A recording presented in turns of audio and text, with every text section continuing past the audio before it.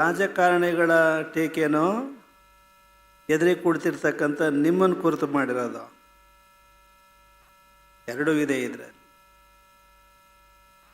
ದೇಶಕ್ಕೆ ಸ್ವಾತಂತ್ರ್ಯ ಸಿಗುವಾಗ ಹೋರಾಟ ಮಾಡಿದವರನ್ನು ಸ್ವಾತಂತ್ರ್ಯ ಹೋರಾಟಗಾರರು ಅಂತ ನಾವು ಕರಿತಾ ಇದ್ವಿ. ಆ ಸ್ವಾತಂತ್ರ್ಯ ಹೋರಾಟಕ್ಕಿಂತಲೂ ಈಗ ಮಿಗಿಲಾದ ಹೋರಾಟ ನಡೀತಾ ಇರತಕ್ಕಂಥದ್ದು ಪ್ರತಿ ಚುನಾವಣೆಯಲ್ಲಿ ಟಿಕೆಟ್ ಹೋರಾಟಗಾರರು. ಟಿಕೆಟಿನ ಹೋರಾಟ ಒಂದು ಟಿಕೆಟ್ ಹೋರಾಟಗಾರರ ಒಂದು ಸಂಘನೇ ಆಗುತ್ತೋ ಏನೋ ಗೊತ್ತಿಲ್ಲ. ಬಹಳ ಹಿಂದೆ 1994ನೇ ಇಸವಿಯಲ್ಲಿ ನಾವು ಈ ಭ್ರಷ್ಟಾಚಾರವನ್ನು ನಿರ್ಮೂಲನೆ ಮಾಡಬೇಕು ಅಂತ ಒಂದು ಸಂಕಲ್ಪ ಮಾಡಿಕೊಂಡು ಒಂದು ಪ್ರಯೋಗ ಮಾಡಿದ್ವಿ. ಹಳ್ಳಿಯೇ ಹೈಕಮಾಂಡ್ ಆಗಬೇಕೆ ಹೊರತು ದಿಲ್ಲಿ ಹೈಕಮಾಂಡ್ ಆಗಬಾರದು ಅನ್ನೋದು ನಮ್ಮ ಧೋರಣೆಯಾಗಿತ್ತು. ಯಾಕೆಂದರೆ ಎಲ್ಲ ಭ್ರಷ್ಟಾಚಾರದ ಮೂಲ ಟಿಕೆಟ್. ನಮ್ಮಲ್ಲಿ ಟಿಕೆಟ್ ಅಂತೀವಲ್ಲ, ಪಾಶ್ಚಾತ್ಯ ಯುರೋಪಿಗೆ ಹೋಗಿ ಅಮೇರಿಕಕ್ಕೆ ಹೋಗ್ರಿ, ಅಲ್ಲಿ ಟಿಕೆಟ್ ಅಂದರೆ ನಮ್ಮ ಅರ್ಥ ಇಲ್ಲ. ನೀವೇನಾದರೂ ತಪ್ಪು ಸ್ಥಳದಲ್ಲಿ ನಿಮ್ಮ ಕಾರ್ ನಿಲ್ಲಿಸಿದ್ರೆ, ವಾಹನ ನಿಲ್ಲಿಸಿದ್ರೆ, ಅಲ್ಲಿ ಪೊಲೀಸ್ನವರು ನಿಮಗಾಗಿ ಕಾಗಿದೆ ಒಂದು ಟಿಕೆಟ್ ಬರೋದು ನಿಮ್ಮ ವೈಪರಿಗೆ ಇಟ್ಟು ಕಳಿಸ್ತಾರೆ, ಹೋಗ್ಬಿಡ್ತಾರೆ ಮುಂದಕ್ಕೆ. ನೀವು ಮಾರನೇ ದಿನ ಹೋಗಿ ಕೋರ್ಟಿಗೆ ದುಡ್ಡು ಕಟ್ಟಬೇಕು, ಅಲ್ಲಿ ಟಿಕೆಟ್. ಅದು ಒಂದು ಪ್ರಯೋಗ ಮಾಡಿದ್ವಿ. ಚುನಾವಣೆ ಘೋಷಣೆ ಆಗೋಕ್ಕೆ ಮುಂಚೆನೇ 3 ತಿಂಗಳು ಮುಂಚೆ 5 ಕ್ಷೇತ್ರಗಳನ್ನು ನಾವು ಆಯ್ಕೆ ಮಾಡಿಕೊಂಡ್ವಿ. ಒಂದು ಹರಿಹರ, ಮಾಯಕೊಂಡ, ಭರಮಸಾಗರ, ಜಗಳೂರು, ಹೊಳಲ್ಕೆರೆ. ಎಲ್ಲ ಪಕ್ಷದ ಧುರೀಣರನ್ನು, ನೇತಾರರನ್ನು, ಎಲ್ಲ ಪಕ್ಷದವ್ರನ್ನು ಒಟ್ಟಿಗಿಟ್ಕೊಂಡು, ಪ್ರಾಯಶಃ ಮಾಧುಸ್ವಾಮಿಯವ್ರಿಗೆ ಗೊತ್ತಿರ್ಬೋದೇನೋ, ಆಗ KH ಪಟೇಲರು ಮುಖ್ಯಮಂತ್ರಿಗಳಾಗಿದ್ದರು. 5 ಕ್ಷೇತ್ರಗಳಲ್ಲಿ ಎಲ್ಲ ಮುಖಂಡರನ್ನು ಕರೆಸಿ ಮಾತಾಡಿ, ಇಲ್ಲಿ ಯಾರಿಗೆ ಕೊಡ್ತಾರೋ ಬಿಡ್ತಾರೋ, ಹಳ್ಳಿಯಲ್ಲಿ ಆಯಾಯ ಕ್ಷೇತ್ರದಲ್ಲಿ ನೀವೇ ಆಯ್ಕೆ ಮಾಡ್ಕೊಂಬ, ನೀವೇ ಯಾರು ಯಾವ ಪಕ್ಷದಲ್ಲಿ ಯಾರನ್ನು ನಿಲ್ಲಿಸಬೇಕು ಚುನಾವಣೆಗೆ ಅನ್ನೋದನ್ನು ನೀವೇ ನಿರ್ಧಾರ ಮಾಡಬೇಕು ಅಂತ ಹೇಳಿ ಎಲ್ಲ ಪಕ್ಷದವ್ರನ್ನೂ ಒಡಂಬಡಿಸಿ ಒಂದು ಕಮಿಟಿ ಕಾನ್ಸ್ಟಿಟ್ಯೂಟ್ ಮಾಡಿದ್ವಿ. ಪ್ರತಿಯೊಂದು ಕ್ಷೇತ್ರದಲ್ಲೂ ಸಹ ಆ ಕಮಿಟಿ, ಅದರಲ್ಲಿ ಎಲ್ಲ ಪಕ್ಷದವರು ಇದ್ದರು. ನಾವು ಮಾಡಿದ ಪ್ರಯೋಗ ಇದು. ಈಗಿನ ವರದಿಗಾರರಿಗೆ ಗೊತ್ತಿದೆಯೋ ಇಲ್ಲೋ, ನಾವು ಮಾಡಿದ ಪ್ರಯೋಗ ಅದು.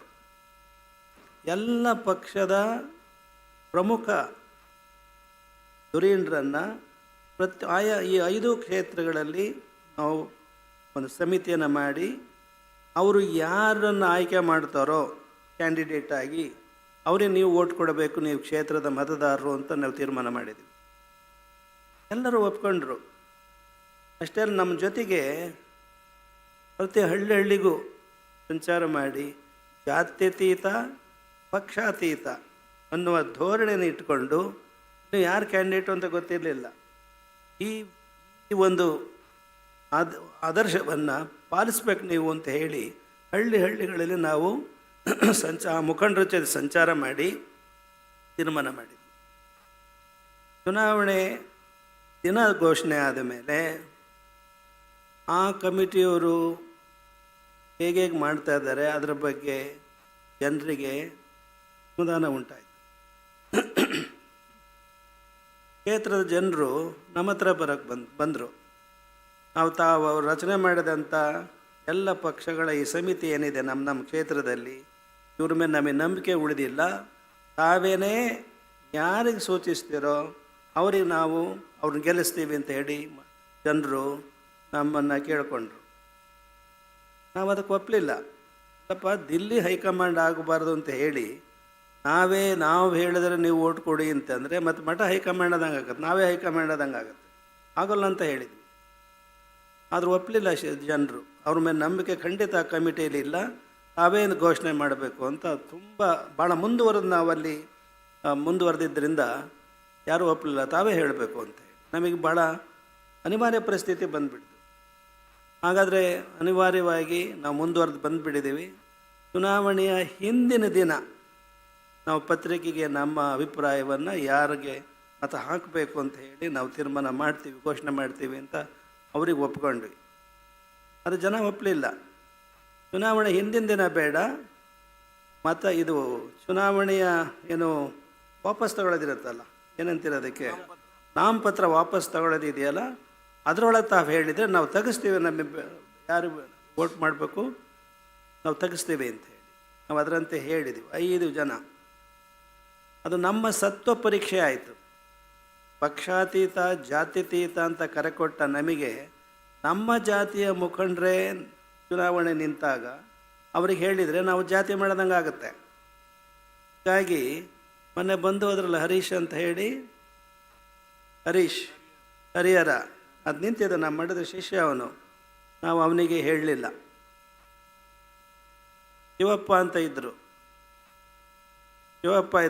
ಪಂಚಮಸಾಲಿ ಅವರು, ಅವ್ರಿಗೆ ನಾವು ಹೇಳಿದ್ವಿ. ಮತ್ತು ಜಗಳೂರಿನಲ್ಲಿ ನಮ್ಮ ಮಠದ ಶಿಷ್ಯನೇ ನಿಂತಿದ್ದ, ಅವ್ರ ಹೆಸರು ಹೇಳಲಿಲ್ಲ ನಾವು. ಅಲ್ಲಿ ನಾಯಕ ಸಮಾಜದ ಬಸಪ್ಪನವರು ಅಂತ ಇದ್ದರು, ಅವ್ರಿಗೆ ಹೇಳಿದ್ವಿ. ಆನಂತರ ಮಾಯಕೊಂಡದಲ್ಲಿ ರವೀಂದ್ರನಾಥ್ ಹೇಳಿದ್ವಿ, ಹೊಳಲ್ಕೆರೆಯಲ್ಲಿ ತಿಮ್ಮಣ್ಣಿಗೆ ಹೇಳಿದ್ವಿ, ಮತ್ತು ಭರಮಸಾಗರದಲ್ಲಿ ನಾಳೆ ಮೊನ್ನೆ ಬಂದು ಹೋದ್ರಲ್ಲ ಆಂಜನೇಯ, ಅವ್ರಿಗೆ ಹೇಳಿದ್ವಿ. ಆಶ್ಚರ್ಯ ಅಂತ ಹೇಳಿದರೆ ಜನರ ವಿಶ್ವಾಸ ಮಠದ ಬಗ್ಗೆ ಗುರುಗಳ ಬಗ್ಗೆ ಎಷ್ಟಿತ್ತು ಅಂತ ಹೇಳಿದರೆ 5 ಜನರಲ್ಲಿ ನಾವು ಷರತ್ತು ಹಾಕಿದ್ದು ಅಂದರೆ ಪಾನ ನಿಷೇಧ ಜಾರಿಗೆ ಬರಬೇಕು. ಸರ್ಕಾರ ಪಾನ ನಿಷೇಧ ಜಾರಿ ತರಲಿಲ್ಲ ಅಂದರೆ ನೀವೆಲ್ಲ ರಾಜೀನಾಮೆ ಕೊಡಲಿಕ್ಕೆ ತಯಾರಾಗಬೇಕು, ಹಾಗಿದ್ರೆ ಮಾತ್ರ ನಾವು ಘೋಷಣೆ ಮಾಡ್ತೀವಿ ಅಂತ ಹೇಳಿದ್ವಿ. ರುಜು ಹಾಕ್ಸ್ಕೊಂಡಿವಿ ಅವ್ರ ಹತ್ರ. ಅಂಥ ಪ್ರಸಂಗ ಬಂದರೆ ನೀವು ರಾಜೀನಾಮೆ ಕೊಡಬೇಕು ಅಂತ ಹೇಳಿ ಎಲ್ಲರೂ ರುಜು ಹಾಕಿದರು. ಚುನಾವಣೆ 5ರಲ್ಲಿ 4 ಜನ ಬಹುಮತದಿಂದ ಗೆದ್ದರು ಅಂತ ನಾವು ಈ ಸಂದರ್ಭ ನಿಮ್ಮ ಗಮನಕ್ಕೆ ತರಕ್ಕೆ ಬಯಸ್ತೀವಿ.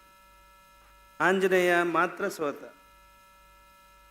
ಆವಾಗ ಏನು ಬಂತು ಮಾಧ್ಯಮದಲ್ಲಿ ಅಂದರೆ ಸಿರಿಗೆರೆ ಗುರುಗಳ ಫರ್ಮಾನ್ ಅಂತ ಬಂತು. ಸಿರಿಗೆರೆ ಗುರುಗಳ ಫರ್ಮಾನ್ ಅಂದರೆ ನಿಮ್ಗೆ ಗೊತ್ತಿದೆ. ನಾವು ರಾಜಕೀಯ ಶುದ್ಧೀಕರಣ ಮಾಡಬೇಕು ಅಂತ ಸಂಕಲ್ಪ ಮಾಡ್ಕೊಂಡು ಹೊರಟ್ರೆ ವರದಿ ಪತ್ರಿಕೆಯಲ್ಲಿ ಬಂದದ್ದು ನಮ್ಮ ವಿರುದ್ಧವಾಗಿ. ಎಷ್ಟೇ ಆದರ್ಶ ಇಟ್ಕೊಂಡು ಐಡಿಯಾಲಜಿ ಇಟ್ಕೊಂಡು ಮಾಡಿದರೂ ಸಹ ಅದು ಎದ್ರೂ ಸಹ ನಾವು ಮುಂದಿನ ನಮ್ಮ ಆಲೋಚನೆಗಳೇನಿದ್ದು ಆದರ್ಶಗಳೇನಿದ್ದು ಅವುಗಳನ್ನು ಕಾರ್ಯರೂಪಕ್ಕೆ ತರಲಿಕ್ಕೆ ಯಶಸ್ವಿ ಆಗಲಿಲ್ಲ. ನಮ್ಮ ಮನಸ್ಸಿಗೆ ಭಾಳ ನೋವು ಉಂಟಾಯಿತು. ಹೀಗಾಗಿ ಅದಾದ ಮೇಲೆ 2013ರಲ್ಲಿ ಚಿಕ್ಕಮಗಳೂರಲ್ಲೊಂದು ಪ್ರಯೋಗ ಮಾಡಿದ್ವಿ. ಅದನ್ನ ಈಗ ತಾನೇ ಭೋಜೇಗೌಡರು ಪ್ರಸ್ತಾಪ ಮಾಡಿದರು.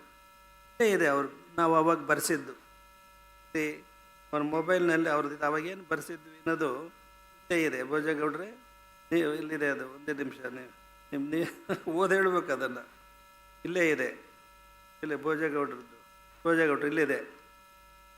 ಚಿಕ್ಕಮಗಳೂರಲ್ಲಿ ಇನ್ನೂ ಯಾರು ಇವರು ಅಂತ ಗೊತ್ತಾಗಿ ಇನ್ನೂ ತೀರ್ಮಾನ ಆಗಿರಲಿಲ್ಲ, ಕ್ಯಾಂಡಿಡೇಟ್ಸ್ ಯಾರು ಅಂತ. ಏನೋ ಮತ್ತೊಂದು ಹೊಸ ಪ್ರಯೋಗ ಮಾಡೋಣ ಅಂತ ಹೇಳಿ ಸಂಭವನೀಯ ಅಭ್ಯರ್ಥಿಗಳು ಯಾರ್ಯಾರಿದ್ದರು ಅವ್ರು ನಾವು ಹೆಸರು ಹೇಳೋಕ್ಕೆ ಹೋಗಲ್ಲ ಈಗ, ಅವ್ರನ್ನೆಲ್ಲ ಕರೆಸಿ ಒಂದು ಮುಚ್ಚಳಿಕೆ ಬರೆಸ್ಕೊಂಡ್ವಿ ಅವ್ರ ಹತ್ರ. ಆ ಮುಚ್ಚಳಿಕೆ ಇವತ್ತು ತಗೊಂಬಂದಾರೆ ಭೋಜೇಗೌಡರು, ಅದರ ಕಾಪಿಯನ್ನು. ಅದು ಓದಿ ಹೇಳ್ತೀವಿ ನಿಮಗೆ. ಚಿಕ್ಕಮಗಳೂರು ವಿಧಾನಸಭಾ ಕ್ಷೇತ್ರ ಸಾರ್ವತ್ರಿಕ ಚುನಾವಣೆ 2013. ಚಿಕ್ಕಮಗಳೂರು ವಿಧಾನಸಭಾ ಕ್ಷೇತ್ರದ ಚುನಾವಣೆಯಲ್ಲಿ ವಿವಿಧ ರಾಜಕೀಯ ಪಕ್ಷಗಳ ಸಂಭವನೀಯ ಅಭ್ಯರ್ಥಿಗಳಾದ ನಾವುಗಳು ಪರಮಪೂಜ್ಯ ಶ್ರೀ ತರಳಬಾಳು ಜಗದ್ಗುರು ಮಹಾಸ್ವಾಮಿಗಳವರ ಸಮ್ಮುಖದಲ್ಲಿ ದಿನಾಂಕ 28/3/2013ರಂದು ಸಿರಿಗೆರೆಯಲ್ಲಿ ಸಭೆ ಸೇರಿ ಮುಕ್ತವಾಗಿ ಚರ್ಚಿಸಿ ಈ ಕೆಳಕಂಡಂತೆ ಪ್ರಮಾಣ ಮಾಡಿರುತ್ತೇವೆ. ಒಂದನೇದು, ರಾಜಕೀಯ ರಂಗದಲ್ಲಿ ನಡೆಯುವ ಎಲ್ಲ ರೀತಿಯ ಭ್ರಷ್ಟಾಚಾರಗಳಿಗೆ ಚುನಾವಣೆಯೇ ಮೂಲವೆಂದು ನಾವು ಮನವರಿಕೆ ಮಾಡಿಕೊಂಡಿರುತ್ತೇವೆ. ಈ ಕ್ಷಣದಿಂದಲೇ ಯಾವುದೇ ಚುನಾವಣೆ ಅಕ್ರಮಗಳನ್ನು ನಾವು ಮಾಡುವುದಿಲ್ಲ. ಮತದಾರರಿಗೆ ಯಾವುದೇ ರೀತಿಯ ಆಮಿಷಗಳನ್ನು ಒಡ್ಡುವ ಕೆಲಸವನ್ನು ನಾವು ಮಾಡುವುದಿಲ್ಲ. ನಮ್ಮ ಪರವಾಗಿ ನಮ್ಮ ಕಾರ್ಯಕರ್ತರೂ ಸಹ ಅಂಥ ಆಮಿಷವನ್ನು ಒಡ್ಡಲು ಅವಕಾಶವಾಗದಂತೆ ನೋಡಿಕೊಳ್ಳುತ್ತೇವೆ.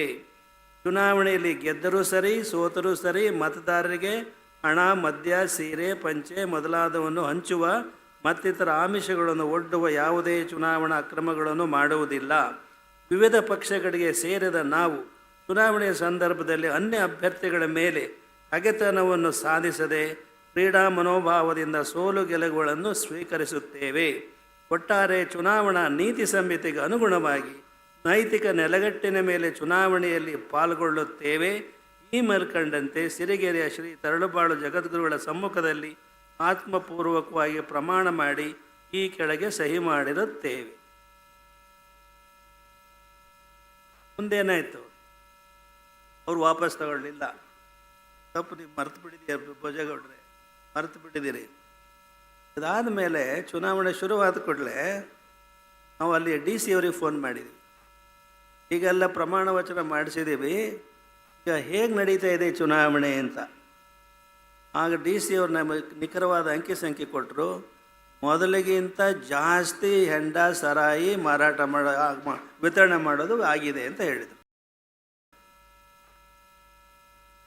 ಕೇಳಿದ ತಕ್ಷಣವೇ ನಿಮಗೆ ಗೊತ್ತಿದೆ, ಚಿಕ್ಕಮಗಳೂರಿನ ಕ್ರೀಡಾ ಮೈದಾನದಲ್ಲಿ ಸಭೆ ಸೇರಿಸಿ ಅವತ್ತು ನಾವು ಘೋಷಣೆ ಮಾಡಿದ್ದೀವಿ, ಈ ನಮ್ಮ ನಿಯಮಕ್ಕೆ ಅನುಗುಣವಾಗಿ ನಡೆದೇ ಇರೋದ್ರಿಂದ ನಾವು ನಮ್ಮ ಇದನ್ನು ರದ್ದುಪಡಿಸ್ತಿದ್ದೇವೆ ಅಂತ ಹೇಳಿ ಘೋಷಣೆ ಮಾಡಿದ್ವಿ.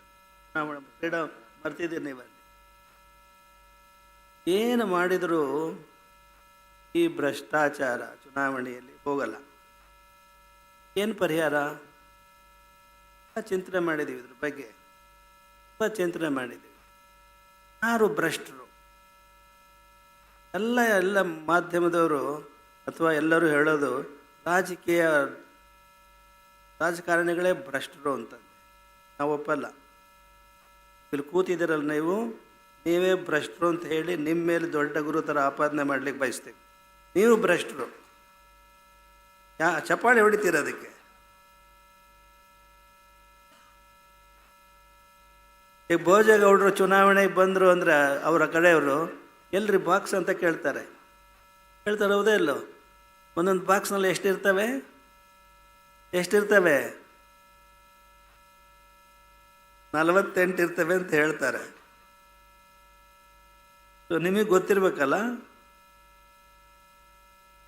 ನೀವು ಅದು ವಿತರಣೆ ಮಾಡಿದರೆ ನಿಮಗೆ ಓಟ್ ಸಿಗುತ್ತೆ, ಇಲ್ಲ ಅಂತ ಹೇಳಿದರೆ ಸಿಗಲ್ಲ ಅಂತ ನಾವು ವಾತಾವರಣ ರೂಪುಗೊಂಡಿದ್ದು ಯಾರಿಂದ? ಈಗ ಒಂದು ಮಾತು ಹೇಳ್ತೀನಿ ನಿಮಗೆ. ಈಗ ಯಾವುದೂ ಚುನಾವಣೆ ಇಲ್ಲ, ಮುಂದೆ ಬರುತ್ತೇನೋ, ಇದು ಇನ್ನೂ ತಡ ಇದೆ. ಒಂದು ಹೇಳ್ತೀವಿ ನೋಡಿ, ಅವಾಗೆಲ್ಲ ಮಾತಾಡ್ತಿದ್ವಿ ಹಳ್ಳಿಗೆ ಹೋದಾಗ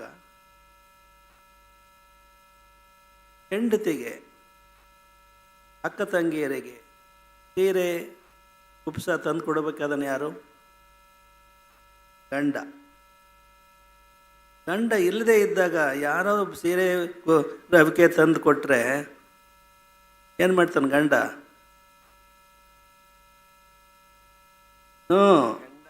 ಚುನಾವಣೆ ಸಂದರ್ಭದಲ್ಲಿ ಯಾರಾದರೂ ಒಬ್ಬ ತಂದು ಕೊಟ್ಟರೆ ಏನಂತೀರ? ಈ ಗಂಡ ಏನು ಮಾಡ್ತಾನೆ? ಬಾರಿಸ್ತಾನೆ. ಹೌದೇ ಇಲ್ಲ? ಅವ್ರ ಮನೆಯವ್ರು ಕೊಡ್ಬೋದು. ಚುನಾವಣೆ ನಿಂತಂಥ ಅಭ್ಯರ್ಥಿಗಳು ತಂದು ಕೊಡ್ತಾರೆ ಅಂತ ಹೇಳಿದರೆ ನೀವು ಹೆಣ್ಣು ಮಕ್ಕಳು ಬಾರಿಸ್ಬೇಕು ಅವರಿಗೆ. ಯಾರಿಗೆ? ಕಾರ್ಯಕರ್ತರಿಗೆ. ಅವನು ತಗೊಂಡ್ಬರ್ತಾನೆ. ಅವನು ನಮ್ಮ ಮರ್ಯಾದೆ ಕಳೆಕ್ಕೆ ಬಂದಿದೆಯಾ ನೀನು? ನಮ್ಮ ಮಾನ ಮರ್ಯಾದೆ ಹರಾಜು ಹಾಕ್ಲಿಕ್ಕೆ ಬಂದಿದೆಯಾ ಅಂತ ಬಾರಿಸೋದನ್ನೇ ನೀವು ಹೆಣ್ಮಕ್ಳು ಕಲ್ತ್ರೆ ಆಗ ಭ್ರಷ್ಟಾಚಾರ ನಿಲ್ಲುತ್ತೆ. ಆದರೆ ಏನಾಗಿದೆ ದುರದೃಷ್ಟ ಅಂದರೆ, ನಿಮ್ಮ ಮಹಿಳಾ ಇವಿದಾವಲ್ಲ, ಮಹಿಳಾ ಸಂಘಗಳು ಏನಂತೀರ ಅವಕ್ಕೆ? ಸ್ವಸಹಾಯ ಸ್ತ್ರೀ ಶಕ್ತಿ. ನಿಜವಾಗಿಯೂ ಅದು ಬಹಳ ವೇದನೆಯ ಸಂಗತಿ. ನೀವು ಸ್ತ್ರೀ ಶಕ್ತಿಯವರೇ ನಮಗೆ ಇಷ್ಟು ಕೊಟ್ಟರೆ ನಮ್ಮ ಸಂಘದಲ್ಲಿ ಇಷ್ಟು ಜನ ಮಹಿಳೆ ಇದ್ದಾರೆ ಓಟ್ ಹಾಕ್ಸಿದ್ರಿ ಅಂತಂದರೆ ಅದು ಸ್ತ್ರೀ ಕುಲಕ್ಕೆ ದೊಡ್ಡ ಅವಮಾನ. ಅದನ್ನು ನೀವು ತಿಳ್ಕೋಬೇಕು. ಈಗೆಲ್ಲ ಹೀಗಾಗಿ ಅವತ್ತಿನಿಂದ ನಮಗನಿಸಿದ್ದು ಇದು ಬದಲಾವಣೆ ಮಾಡಲಿಕ್ಕೆ ಸಾಧ್ಯ ಇಲ್ಲ ಅಂತ. ಅದರ ಒಂದು ಸಾಧ್ಯತೆ ಇದೆ. ಅದು ಮಾಡೋ ಕಾನೂನು ಆಗಬೇಕಾಗಿರೋದು ಅಸೆಂಬ್ಲಿಯಲ್ಲಿ ಮತ್ತು ಪಾರ್ಲಿಮೆಂಟ್ನಲ್ಲಿ. ಏನಾಗಬೇಕು ಅಂದರೆ, ಯಾವುದೇ ಒಂದು ಸಂಸ್ಥೆ ಇರಲಿ, ಒಂದು ಸಂಸ್ಥೆಯಲ್ಲಿ ಇಂತಿಂಥವರು ಸದಸ್ಯರು ಅಂತ ಇರ್ತಾರೆ. ಅವರಿಗೆ 100 ರೂಪಾಯೋ 1000 ರೂಪಾಯಿನೋ ವಾರ್ಷಿಕ ಚಂದನೋ ಅಥವಾ ಆಜೀವ ಚಂದನೋ ಇರುತ್ತೆ. ಅದನ್ನು ಕೊಟ್ಟರೆ ಅವರು ಮೆಂಬರ್ಸ್ ಆಗ್ತಾರೆ. ಆ್ಯನ್ಯುವಲ್ ಜನರಲ್ ಬಾಡಿ ಆಗುತ್ತೆ. ಇಂತಿಂಥವ್ರು ಸದಸ್ಯರು ಅಂತ ಇರುತ್ತೆ. ಬೇರೆ ಸದಸ್ಯರು ಅಲ್ಲದೇ ಇರೋರು ಓಟ್ ಹಾಕ್ಲಿಕ್ಕೆ ಬರಲ್ಲ. ನಾವು ಭಾಳ ಹಿಂದೆ ಕೊಟ್ಟಂಥ ಸೂಚನೆ ಅಂತ ಹೇಳಿದರೆ, ಪ್ರತಿಯೊಂದು ನಮ್ಮ ದೇಶದ ಪ್ರತಿಯೊಂದು ರಾಜಕೀಯ ಪಕ್ಷವು ಆಯಾಯ ಯಾರು ಚುನಾವಣೆ ನಿಂತ್ಕೊಳ್ತಾರೋ ಅವರ ಹೆಸರನ್ನು ಚುನಾವಣಾ ಕಮಿಷನರ್ ಹತ್ರ ಅವ್ರ ಹೆಸರನ್ನು ಬರೆಸ್ಬೇಕು, ಅಲ್ಲಿ ರಿಜಿಸ್ಟರ್ ಆಗಬೇಕು. ಅಲ್ಲಿ ಆ ಅಭ್ಯರ್ಥಿಗಳು ಯಾರು ಆಕಾಂಕ್ಷಿಗಳಿದ್ದಾರೋ ಕನಿಷ್ಠ ಅವರು ಯಾರು 5 ವರ್ಷ ಒಂದು ಪಕ್ಷದಲ್ಲಿ ಅವರು ರಿಜಿಸ್ಟರ್ ಆಗಿರ್ತಾರೋ ಅವರಿಗೆ ಮಾತ್ರ ಟಿಕೆಟ್ ಕೊಡ್ತಕ್ಕಂಥ ನಿಯಮ ಇರಬೇಕೆ ಹೊರತು 5 ವರ್ಷಕ್ಕಿಂತ ಕಡಿಮೆ ಇದ್ದರೆ ಅವನಿಗೆ ಟಿಕೆಟ್ ಕೊಡಕೂಡದು ಯಾವ ಪಕ್ಷವು ಅಂತಂದು ಒಂದು ನಿಯಮ ಜಾರಿ ಬರಬೇಕು. ಏನಾಗ್ತಾ ಇದೆ? ಪಕ್ಷಾಂತರ ನಿಷೇಧ ಇದೆ. ಎಲ್ಲಿದೆ? ಕಾರ್ಯರೂಪಕ್ಕೆ ಬಂದಿದೆ. 5 ವರ್ಷ ಸತತವಾಗಿ ಯಾರು ಯಾವ ಪಕ್ಷದಲ್ಲಿ ಇರ್ತಾನೋ ಅವನಿಗೆ ಮಾತ್ರ ಟಿಕೆಟ್ ಕೊಡ್ತಕ್ಕಂಥ ವ್ಯವಸ್ಥೆ ಆಗಬೇಕು. ಅದಕ್ಕಿಂತ ಕಡಿಮೆ ಆದರೆ ಅವನ್ನ ಅವನು ಏನಂತೀರ ಅವನಿಗೆ ಸದಸ್ಯತ್ವ ಇದರಿಂದ ವಜಾ ಮಾಡಬೇಕು, ಡಿಸ್ಕ್ವಾಲಿಫೈ ಮಾಡಬೇಕು. ಆಗ ಚುನಾವಣೆ ಹತ್ತಿರದಲ್ಲಿ ಕುದುರೆ ವ್ಯಾಪಾರ ನಡೆಯುತ್ತಲ್ಲ, ಇದು ತಪ್ಪುತ್ತೆ ಅನ್ನೋದು ನಮ್ಮ ನಂಬಿಕೆ. ಏನಾಗಿದೆ? ಎಲ್ಲ ಕುದುರೆ ವ್ಯಾಪಾರ ನಡೀತಾ ಇದೆ. ನಾವು ಬಹಳ ಕಟುವಾಗಿ ಹೇಳ್ತಾ ಇದ್ದೀವಿ. ನೀವು ಪ್ರಾಮಾಣಿಕವಾಗಿ ಹೇಳಿ. ಅವ ಕಾರ್ಯಕರ್ತರು ಏನೋ ಆಸೆ ಆಕಾಂಕ್ಷೆ ಇಟ್ಕೊಂಡಿರ್ತಾರೆ. 10-20 ವರ್ಷದಿಂದ ಕಾರ್ಯಕರ್ತರಾಗಿ ಕೆಲಸ ಮಾಡ್ತಿರ್ತಾರೆ. ಇನ್ಯಾವುದೋ ಪಕ್ಷದವ್ರು ಬಂದು ಊರ ದೇವ ಅಡವಿ ದೇವ ಬಂದು ಊರ ದೇವನ ಓಡಿಸ್ತು ಅಂತಾರಲ್ಲ, ಹಾಗಾಗ್ತಾ ಇದೆ. ಹೌದಾ? ಇಲ್ಲ ಒಪ್ತಿರಲ್ಲ ನೀವು. ಈ ನಿಯಮಗಳು ನೀವು ಒಪ್ಪಲ್ಲ. ಯಾಕೆ? ನಿಮಗೆ ಅದು ಏನೇನೋ ಇರುತ್ತೆ, ನಿಮ್ಮದು ಆಸೆ ಆಕಾಂಕ್ಷೆಗಳು. ಈ ಥರದ ಕೆಲವು ಮಾರ್ಪಾಡುಗಳನ್ನು ಮಾಡಿದರೆ ಬಹಳ ಏನಾದರೂ ಸುಧಾರಣೆ ಮಾಡ್ಬೋದೇನೋ ಅಂತ ನಮಗೆ ಅನಿಸುತ್ತೆ. ಅನೇಕ ನಿಯಮಗಳು ಅದರಲ್ಲಿ ನಾವು ಹಿಂದೆ ಭಾಳ ಲೇಖನದಲ್ಲಿ ಬರೆದೀವಿ, ಈಗ ನೆನಪಿಲ್ಲ. ಅದನ್ನು ಆ ಥರದ ಏನಾದರೂ ಒಂದು ಚುನಾವಣಾ ನಿಯಮವನ್ನು ಜಾರಿಗೆ ತರಬೇಕು ಅಂತ ಅನ್ಸುತ್ತೆ. ಒಳ್ಳೆಯವರಿಲ್ಲ ಅಂತಲ್ಲ, ಇದ್ದಾರೆ. ಅವ್ರನ್ನ ಗುರುತಿಸ್ತಕ್ಕಂಥ ಒಂದು ವ್ಯವಸ್ಥೆ ಇಲ್ಲ. ಈಗ ಇನ್ನೊಂದು ಹೇಳೋದು, KS ಅಂತ ಅಧಿಕಾರಿಗಳು, ನಾವು ಇಲ್ಲಿ ಮಾಧುಸ್ವಾಮಿಯವರು ಇದ್ದಾರೆ, ಅವ್ರನ್ನ ಹೊಗಳಕ್ಕೆ ಹೇಳ್ತಾ ಇಲ್ಲ ನಾವು. ಅವರ ಕಾನೂನು ಸಚಿವರಿದ್ದಾಗ ಅವರ ಮಧ್ಯೆ ಬಹಳಷ್ಟು ವಾಗ್ಯುದ್ಧ ಆಗಿದೆ, ತುಂಬ ವಾಗ್ಯುದ್ಧ ಆಗಿದೆ. KS 362 ಜನ ಪ್ರತಿಭಾನ್ವಿತರು ಆಯ್ಕೆಯಾಗಿ ಅವ್ರನ್ನ ಆಯ್ಕೆಯಾದ ಲಿಸ್ಟನ್ನು ಸರ್ಕಾರ ವಜಾಗೊಳಿಸಿತ್ತು. 10 ವರ್ಷದಿಂದ ಅವರು 2011 ಬ್ಯಾಚ್ 10 ವರ್ಷದಿಂದ ಅವರು ಹೋರಾಟ ಮಾಡಿದರು. ಕೋರ್ಟ್ನಲ್ಲಿ ಅವರು ಗೆಲ್ಲಕ್ಕಾಗಲಿಲ್ಲ. ಅದಕ್ಕೆ ನಾನಾ ಕಾರಣಗಳಿದ್ದಾವೆ. ಅದಕ್ಕೆ ಕೋರ್ಟ್ ತಪ್ಪು ತೀರ್ಮಾನ ಮಾಡಿದೆ ಅಂತ ನಾವು ಹೇಳಲ್ಲ. ಕೋರ್ಟಿಗೆ ಆಗಿನ ಸರ್ಕಾರ ತಪ್ಪು ಮಾಹಿತಿಯನ್ನು ಕೊಟ್ಟಿರೋದ್ರಿಂದ ತಪ್ಪು ನಿರ್ಧಾರ ಆಗಿದೆ. ಇದನ್ನು ನಾವು ಆಲೋಚನೆ ಮಾಡಿ ನಮ್ಮ ಎಲ್ಲ ಸಚಿವರು, ಮುಖ್ಯವಾಗಿ ಮಾಧುಸ್ವಾಮಿ ಕಾನೂನು ಸಚಿವರು, ಒಂದ್ಸರಿ ನಮ್ಮ ಮಠಕ್ಕೆ ಕರೆಸ್ಕೊಂಡ್ವಿ. ಮಧ್ಯಾಹ್ನ 2 ಗಂಟೆಯಿಂದ ಸಂಜೆ 6-7 ಗಂಟೆವರೆಗೂ ಸತತವಾಗಿ ನಾವು ಅವ್ರ ಮಧ್ಯೆ ಸಂವಾದ ಮಾಡಿದ್ವಿ. ಅವರಲ್ಲೇನು ತಪ್ಪು ಗ್ರಹಿಕೆ ಇತ್ತು ಅದನ್ನು ನಿವಾರಣೆ ಮಾಡಿ ನಮ್ಮ ಆಲೋಚನೆ ಏನಿತ್ತು ಅದಕ್ಕೆ ಒಪ್ಕೊಳ್ಳೋ ಹಾಗೆ ನಾವು ಆರ್ಗ್ಯೂ ಮಾಡಿದ್ವಿ. ಅವ್ರ ಹತ್ರ ಒಪ್ಕೊಂಡು ಅದಾದಮೇಲೆ ಅದಕ್ಕೆ ಎಲ್ಲ ರಾಜಕೀಯ ಧುರೀಣರ ಹತ್ರನೂ ಮಾತಾಡಿ, ಸ್ಪೀಕರ್ ಹತ್ರ ಮಾತಾಡಿ, ಇತರೆ ಮಂತ್ರಿಗಳ ಹತ್ರ ಮಾತಾಡಿ ಒಂದು ಸ್ಪೆಷಲ್ ಬಿಲ್ಲನ್ನು ತರಿಸಿ ಆ್ಯಕ್ಟ್ ಮಾಡಿಸಿ ಅವರಿಗೆ ನೌಕರಿ ಪುನಃ ಸಿಗೋ ಹಾಗೆ, ಅವ್ರ ಆಯ್ಕೆಗೆ ಅನುಗುಣವಾಗಿ ಸಿಗೋ ಹಾಗೆ ನಾವು ಮಾಡಿದ್ದು. 362 ಜನ ಈಗಲೂ KS ಅಧಿಕಾರಿಗಳು ಇಡೀ ರಾಜ್ಯದಲ್ಲಿದ್ದಾರೆ. ಮುಂದೇನಾಯ್ತು ಹೇಳ್ತೀವಿ, ಅದು ಮಾಧುಸ್ವಾಮಿಯವರು ಗೊತ್ತಿಲ್ಲ.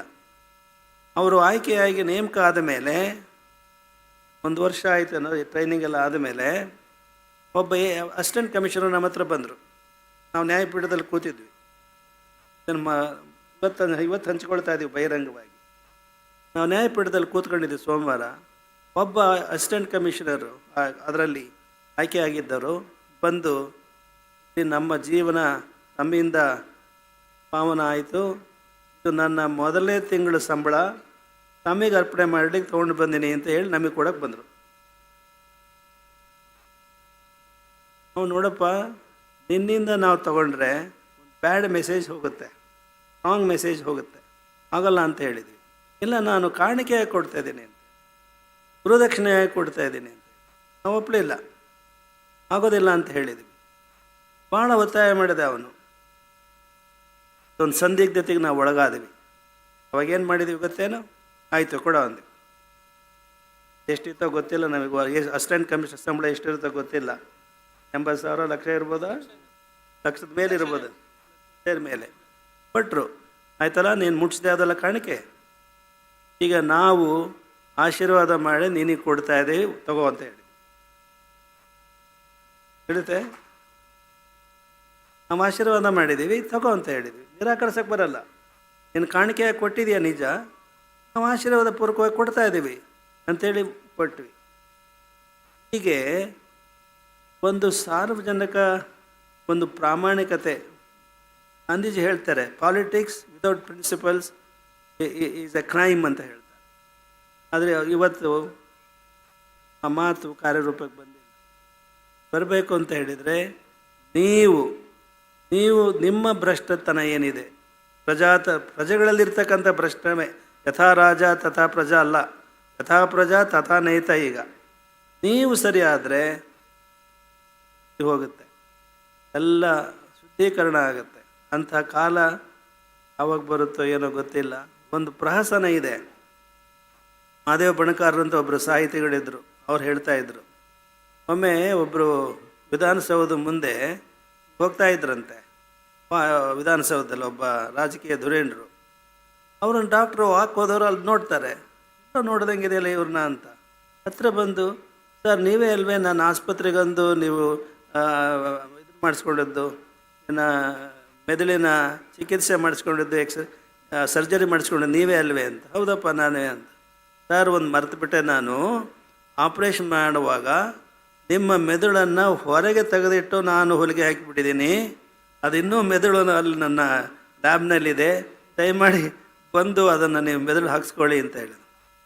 ಅದಕ್ಕೆ ಆ ರಾಜಕಾರಣಿ ಹೇಳಿದರೆ ಅದರ ಅವಶ್ಯಕತೆ ಇಲ್ಲಪ್ಪ, ನಾನೀಗ ಮಂತ್ರಿ ಆಗಿದ್ದೀನಿ ಅಂತ ಹೇಳಿ ಮೆಟ್ಲು ಹತ್ಕೊಂಡು ವಿಧಾನಸೌಧದೊಳಗೆ ಹೋದ್ರಂತೆ. ಅರ್ಥವಾಗ್ತಾ ಇಲ್ಲ, ನಿದ್ರೆ ಮಾಡ್ತಿದ್ದೀರೇನೋ ಗೊತ್ತಿಲ್ಲ. ನನಗೀಗ ಮಂತ್ರಿ ಆಗಿದ್ದೀನಿ, ನನಗೆ ಅದರ ಅವಶ್ಯಕತೆ ಇಲ್ಲ ಅಂತೇಳಿ. ಪ್ರಾಮಾಣಿಕವಾಗಿ ದುಡಿದಂಥ ಮಾಧುಸ್ವಾಮಿಯವರು ವಾಕ್ಪಟು, ಒಳ್ಳೆ ಶಬ್ದ, ತಾಕತ್ತಿದ್ದ ವ್ಯಕ್ತಿಗಳು. ನಮ್ಮ ಈ ಒಂದು ಹೋರಾಟಕ್ಕೆ 2 ವರ್ಷ ಹಿಡಿತು. ಅದೇ ಕಾನೂನಿನಲ್ಲಿ ಏನೆಲ್ಲ ಮಾಡಬೇಕೋ ಅದನ್ನು ನೆರವಾದರು. ಆ ಕಾರಣಕ್ಕಾಗಿ ಅವರು ಅಧಿಕಾರದಾಗ ಇರಲಿಲ್ಲ. ಅಧಿಕಾರದಾಗ ಇದ್ದಿದ್ರೆ ಹೊಗಳ್ತಾರೆ ಅಂತ ಹೇಳ್ಬೋದು, ಅಧಿಕಾರದಾಗಿಲ್ಲ. ಅವ್ರಿಗೆ ಭಾಳನ್ನ ಕಟ್ಟಿಕೊಟ್ಟರು ಇವರು. ಮತ್ತು ಆಗಿನ ಮುಖ್ಯಮಂತ್ರಿ ಆದಂಥ ಯಾರು ಯಡಿಯೂರಪ್ಪರು ಇದ್ದರು, ಬೊಮ್ಮಾಯಿಯವರು ಇದ್ದರು. ಎಲ್ಲರಿಗೂ ಈ ಸಂದರ್ಭದಲ್ಲಿ ನಾವು ಅಭಿನಂದನೆಗಳನ್ನು ಸಲ್ಲಿಸ್ಲಿಕ್ಕೆ ಬಯಸ್ತೀವಿ. ಇವತ್ತು ಜನಹಿತ ಎಲ್ಲಿದೆ ಅನ್ನೋದು ನೋಡಿ. ಕಾನೂನು ಇದೆಯಲ್ಲ, ಕಾನೂನು ಅದಕ್ಕೊಂದಿದೆ, ಏನು ಹೇಳ್ತಾರೆ, law is like A spider web. Law like A spider web, it catches only flies but not the eagles ಅಂತ. ಇಂಗ್ಲೀಷ್ ಬಲ್ಲರಿಗೆ ಅರ್ಥ ಆಯಿತು. ಒಂದು ಇದು ಇದ್ದಂಗೆ, ಜೇಡ್ರ ಬಲೆ ಇದ್ದಂಗೆ, ಅದು ಸಣ್ಣ ಸಣ್ಣ ಕ್ರಿಮಿಕೀಟಗಳನ್ನು ಬಲೆ ಹಿಡಿಯುತ್ತೆ ಹೊರತು ದೊಡ್ಡ ಇವನ್ನ ಹಿಡಿಯಲ್ಲ, ಗಿಡಗಳನ್ನು ಹಿಡಿಯಲ್ಲ ಅಂತ. ಕಾನೂನಿಗಿದೆ ಶಕ್ತಿ. ಆ ಶಕ್ತಿಯನ್ನು ಸರಿಯಾಗಿ ಚಲಾಯಿಸ್ತಕ್ಕಂಥದ್ದು ಅತ್ಯವಶ್ಯಕ ಇದೆ. ನಾವು ಒಂದು ಮಾತು ನಾಳೆ ಹೇಳಬೇಕು ಅಂತಿದ್ವಿ, ಇವತ್ತೇ ಹೇಳಿಬಿಡ್ತೀವಿ. ಮಾಜಿ ಕಾನೂನು ಸಚಿವರು ನಾವು ಎಚ್ ಕೆ ಪಾಟೀಲ್ ಹತ್ರ ಮಾತಾಡಿದ್ದೀವಿ ಮೊನ್ನೆ. ಅವರನ್ನು ಈ ಕಾರ್ಯಕ್ರಮಕ್ಕೆ ಆಹ್ವಾನಿಸೋ ಸಂದರ್ಭದಲ್ಲಿ ನಾವು ಮಾತನಾಡಿದ್ದನ್ನು ಈಗಲೇ ಹೇಳಿಬಿಡ್ತೀವಿ. ನಾಳೆ ಹೇಳೋ ಬದಲು ಈಗ ಪ್ರಸಂಗ ಬಂದಿದೆ. ಪತ್ರಿಕೆಗಳಿಗೂ ಮೀಡಿಯಾಗಳಿಗೂ ಕೆಲವೊಂದು ನಿಯಮಗಳಿದ್ದಾವೆ. ಹೀಗೇ ಇರಬೇಕು, ಹೀಗೇ ನೀವು ಬರೀಬೇಕು, ಈಗ ಇಂಥದ್ದು ಬರಿಕೊಡೋದು ಅಂತ ಏನೋ ಕೆಲವು ಕಟ್ಟುಪಾಡುಗಳಿದ್ದಾವೆ. ಅದಕ್ಕೇನೋ ಹೇಳ್ತಾರೆ, ಅದಕ್ಕೆ ಪಿ ಟಿ ಐ ಅದೇನೋ ಗೊತ್ತಿಲ್ಲ ನನಗೆ, ಕೆಲವು ಕೋಡ್ ಇದೆ. ಅದು ಕೋಡ್ ಆಫ್ ಏನಂತೀರ ಅದಕ್ಕೆ, ಒಂದು ನೀತಿ ಸಂಹಿತೆ, ಪತ್ರಿಕಾ ಸೀಮಾ ರೇಖೆ ಏನೋ ಇದೆ. ಹೀಗೇ ಬರೀಬೇಕು, ಅದಕ್ಕೆ ಮೀರಿ ಬರೀಬಾರದು ಅಂತ. ಹೀಗೆ ಇದರಿಂದ ವಿಧಾನಸಭೆಯಲ್ಲಿ ಮಾತನಾಡುವಾಗ ಎಂದು ಕೆಲವು ನಿಬಂಧನೆಗಳು ಏನಿರ್ತಾವೋ ಅಂಥ ನಿಬಂಧನೆಗಳಿದ್ದಾವೆ. ಆದರೆ ಎಲೆಕ್ಟ್ರಾನಿಕ್ ಮೀಡಿಯಾಗೆ ಯಾವ ನಿರ್ಬಂಧವೂ ಇಲ್ಲ. ಯಾರು ಏನಾದರೂ ಬರಿಬೋದು, ಏನಾದರೂ ಬರಿಬೋದು. ಎಷ್ಟು ಕೆಟ್ಟ ಕೆಟ್ಟ ಶಬ್ದಗಳನ್ನು ಬಳಸಿ ಮಾಡ್ತಾ ಇದ್ದಾರೆ. ನಾವು ಎಚ್ ಕೆ ಪಾಟೀಲ್ರಿಗೆ ನಾಳೆ ಬರತಕ್ಕಂಥ ಕಾನೂನು ಸಚಿವರು ಹೇಳೋದು, ಈ ವಾಟ್ಸ್ಯಾಪ್ನ ಅದರ ಬಗ್ಗೆ ಒಂದು ನಿಯಮವನ್ನು ತರಬೇಕು. ಆ ನಿಯಮ ಶಾಸನಬದ್ಧ ಮಾಡ್ತಕ್ಕಂಥ ಅಧಿಕಾರ ಕೋರ್ಟಿಗಿಲ್ಲ. ಕೋರ್ಟು ಆ ಶಾಸನದ ಆಧಾರದ ಮೇಲೆ ತೀರ್ಮಾನ ಹೇಳುತ್ತೆ. ಏನು ಲೆಜಿಸ್ಲೇಚರಿಗೆ ಅಧಿಕಾರ ಇದೆ, ಅದಕ್ಕೆ ಶಾಸಕರು ಅಂದರೆ ಶಾಸನ ಮಾಡೋರು.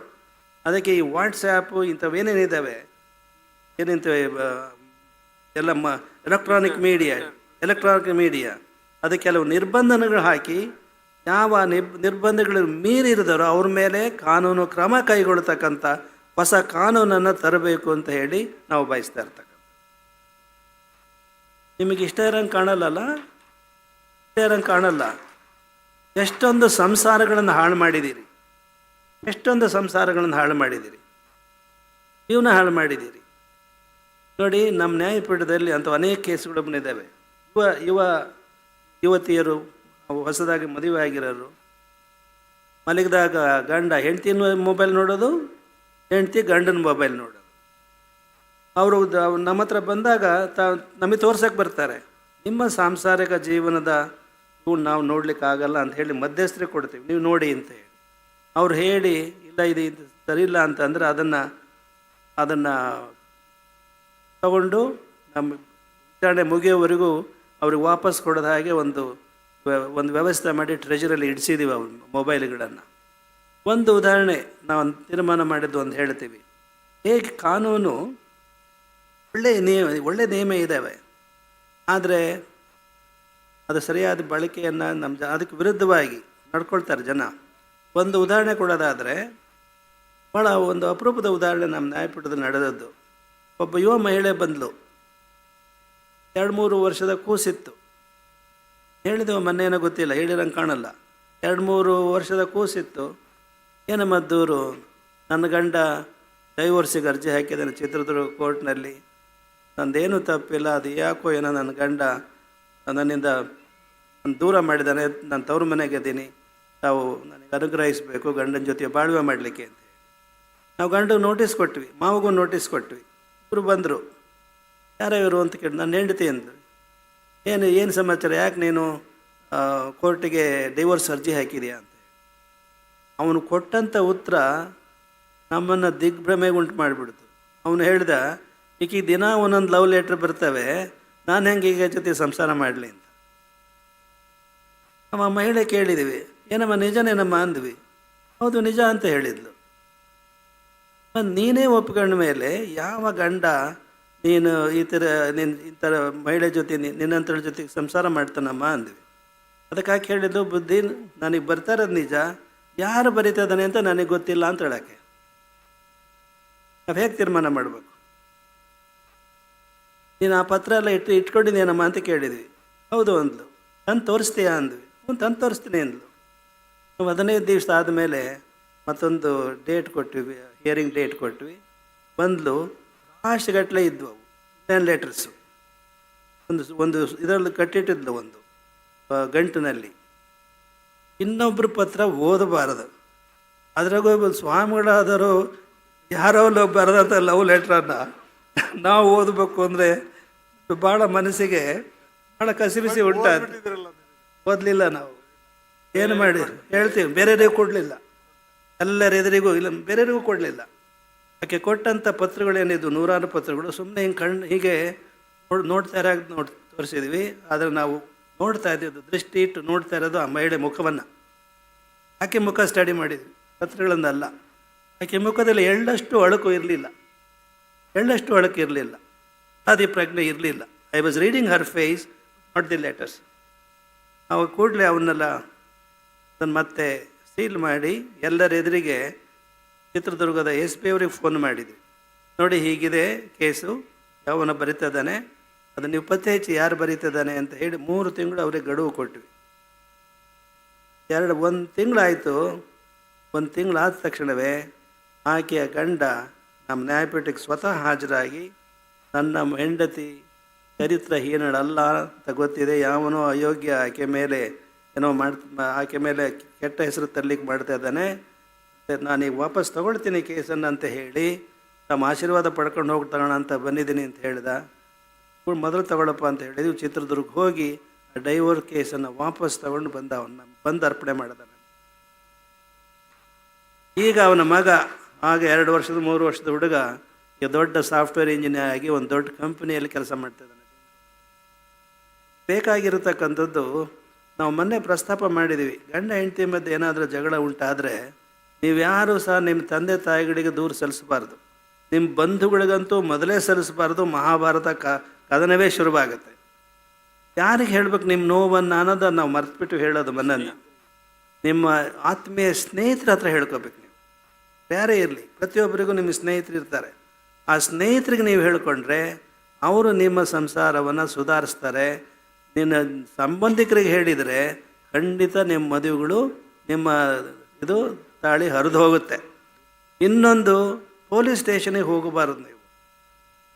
ಅವರೇನು ಪೊಲೀಸ್ನವ್ರು ಬಂದು ನಿಮಗೆ ಅಕ್ಕಿ ಕಾಳು ಹಾಕಿರಲ್ಲ, ಬಂಧುಗಳು ಬಂದಿರ್ತಾರೆ.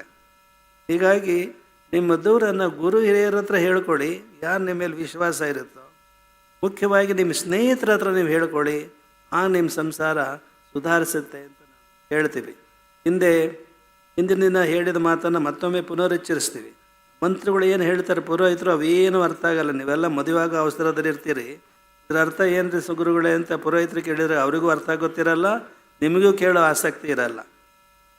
ನಾವು ಅದನ್ನು ನಾವು ಒಂದು ಇಂಗ್ಲೀಷ್ ಭಾಷೆಯ ಒಂದು ಶ್ಲೋಕ ಉದ್ಧರಿಸಿದ್ವಿ. Marriage is a beautiful fort. Marriage is a beautiful fort. Those who are outside it want to get into it curiously, and those who are inside it want to get out of it desperately.